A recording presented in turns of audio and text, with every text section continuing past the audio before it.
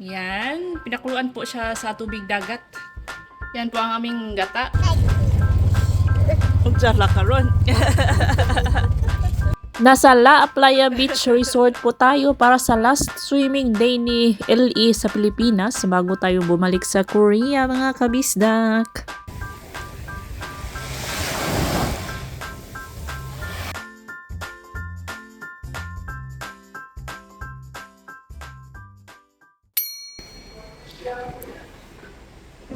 Boy, oh. Naon siya naman na, Tor. Tor, ano naman nangyari, Tor, Kuya Jungo? Isyaws. Isyaws. Luwa, apo. Sakit. Yayay, kuya, yayay.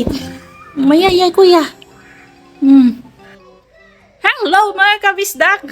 Pasensya na sa aking buhok. Galing po ako sa market. Market day ngayon. And then, malapit na tayong umuwi 2 days after. Sa bukas makalawa, balik na kami sa South Korea. Ang ulam natin guys, bumili po ako ng shells para sa ulam natin. Pananghalian. Yan siya. Pinakuluan muna para lumabas po yung laman. Yan. Pinakuluan po siya sa tubig dagat. Yan po ang aming gata with tanglad, sibuyas, and spring onions. Yung malunggay natin, hindi pa panahuros. Bumili ako ng mga tuyo. Pinasok ko na sa ref. Guys, ipapakita ko na lang sa inyo pag dating natin sa Korea kung ano ang mga dinala ko. May tayo dito, saging. Saging na saba. Saging na saba. Gagataan natin to mamaya. Masarap to guys. Meron tayo ditong mangga.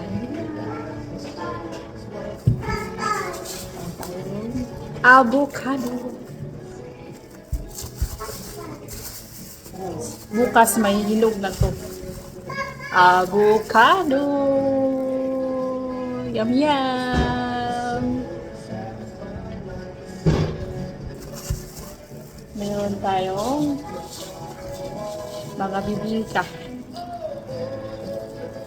and suman.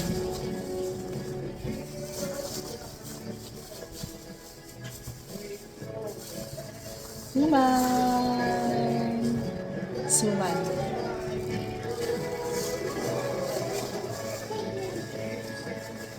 Kain tayo ng suman, guys.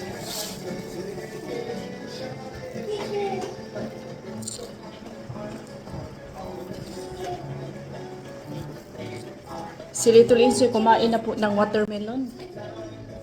Hala.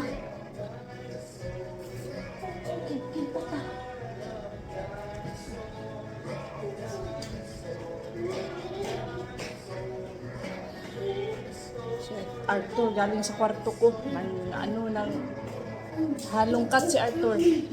Kain! Meron pala tayong kalamansi mga kapitback ko. Kalamansi.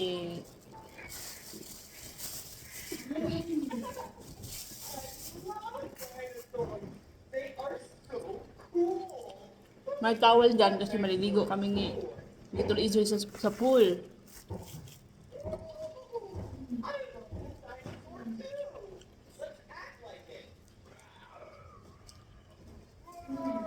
I-mute ko na lang itong segment na to guys kasi maingay yung dinosaur na kanta ni Little Insoy at ni Arthur.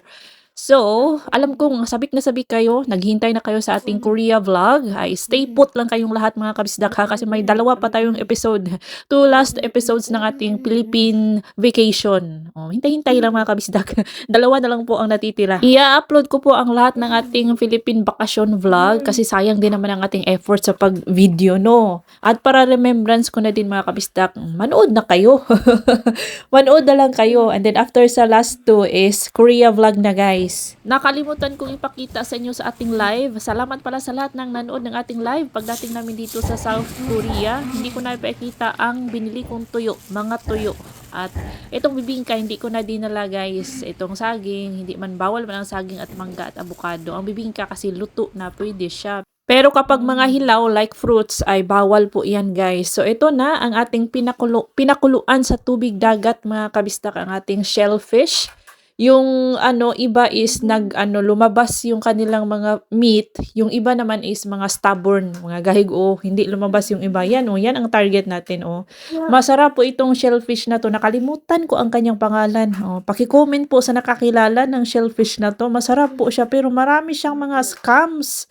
Kinuha ko na lang nga at hinugasan 'to sa running water pero pagka-ano namin meron na naman siya ulit, oh, 'di bale na masarap naman po, malambot siya at masarap at malinamnam.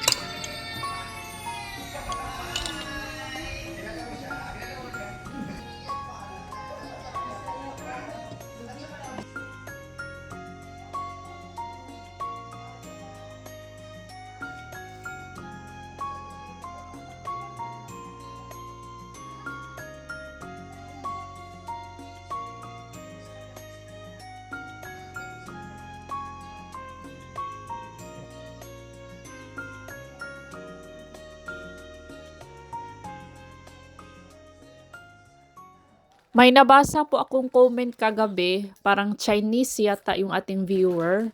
Ang sabi niya, nagtatanong siya, bakit daw ako laging ganito nakaupo tuwing kumakain? Bakit yung aking knee is laging naka-up daw? Hindi niya alam na ganito tayo mga Pinoy, no? Hindi naman lahat ng Pinoy ganito kumakain, pero kaming taga-probinsya, kadalasan po sa amin is ganito. Ganito ako kumakain kapag nasa sarili po akong pamamahay namin. Opo, komportableng-komportable kasi ako kaya ganito ako kumakain, guys. Pero 'pag nasa labas tayo or nasa restaurant, siyempre hindi tayo nakataas ang paa kapag kumain, 'no. 'Yan, komportable ako mga kabistak sa sarili kong pamamahay. Hindi ko naman ito bahay, bahay naman ito ni Ate Lulit. Pero komportable ako dito, guys. Kaya ganyan talaga ako kumakain. Opo, at normal lang man sa atin. Common po 'yan sa ating mga Pinoy, oh. Tell me you're a Filipino without telling me you're a Filipino. Yan, yan ang entry ni Azuma. By the way, masarap po talaga siya, guys. Promise, sabi ni Shin, bibili daw siya ulit nito at gagataan niya kasi nagustuhan po nila ang sabaw, pati itong kanyang meat.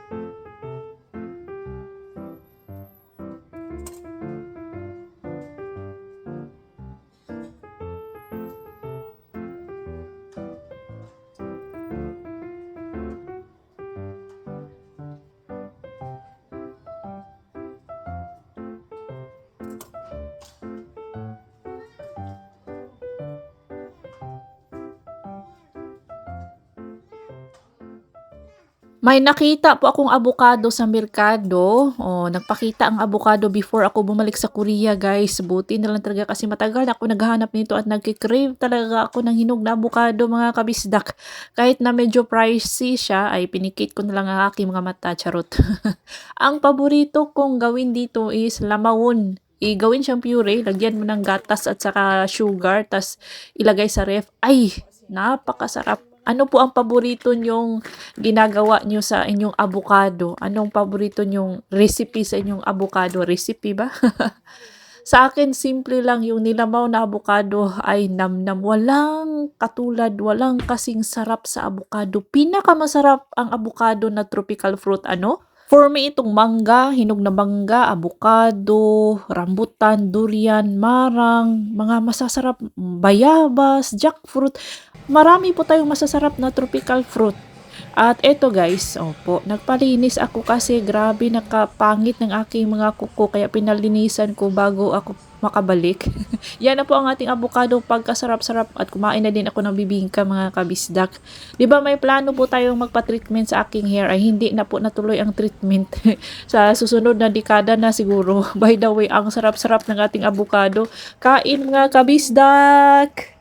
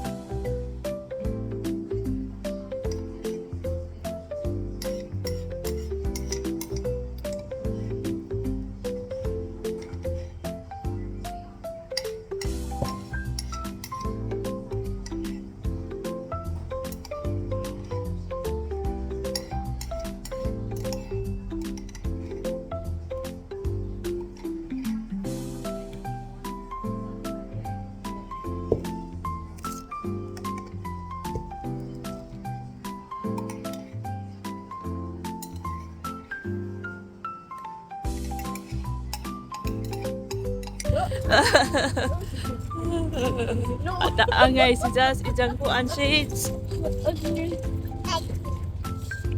Unsa la karon?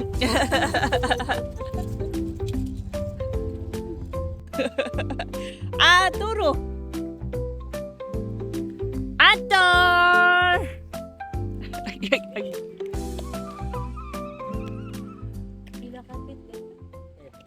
Ito po ang last ligo ni Little Insoy with mga pinsan. Ang La Playa Resort ay next to Anda di Boracay Beach Resort guys. Malapit lang po ito. Pwede ngang lakarin lang. Sa bahay nila Auntie Lulit ang Anderson Homestay. Ayan, for walk-in guest, na magbabayad ka lang ng 150 pesos kung gusto mong maligo sa kanilang pool. Pero kung gusto mong mag-check-in ay pakibisita na lang sa nasa trip.com ito guys, ang La Playa. Opo, affordable po ang kanilang mga rooms, mga kabistak, at ang ganda ng view. Cliff Resort to guys. Pag high tide, hindi nyo makikita ang puting buhangin. Pag low tide, lumilitaw po siya. Isyaus!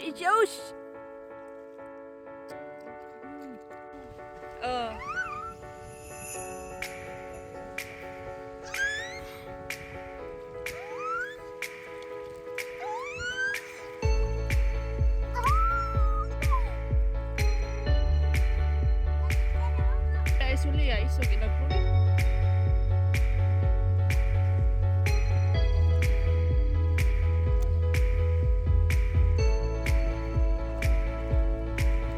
Grabe mo naman.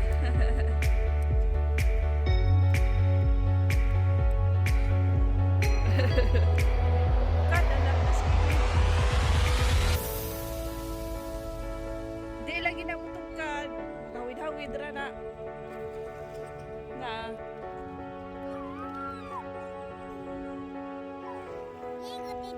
Di ko kay.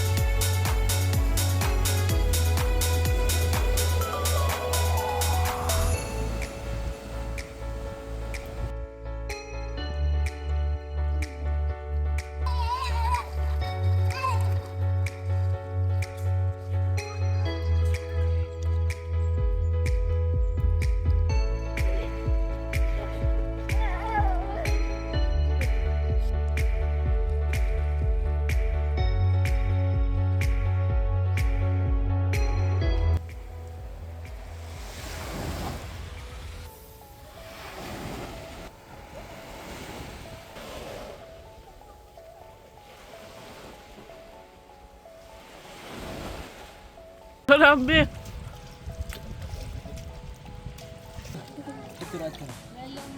Hawiri si Jang kay hadlok pa man na. Ang basta na ang kadi na si Jamu kung babito. Ah, tura long. Ano? Long. Nara na yuyo yuyo. Na mayuyo.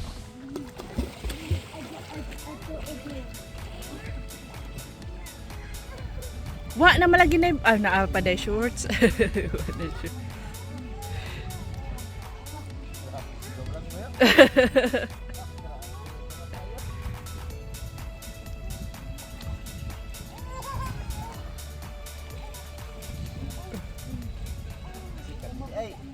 Matagal po silang naligo diyan mga kabisdak, yung mga labi nila is namutla na, yung mga paa at kamay nila is nagkulubot-kulubot na mga kabisdak. Siguro mga 3 to 4 hours po silang nakalublob, 3 hours siguro sila nakalublob dito sa swimming pool.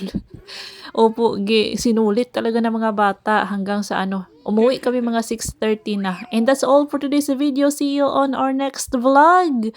Ingat lahat!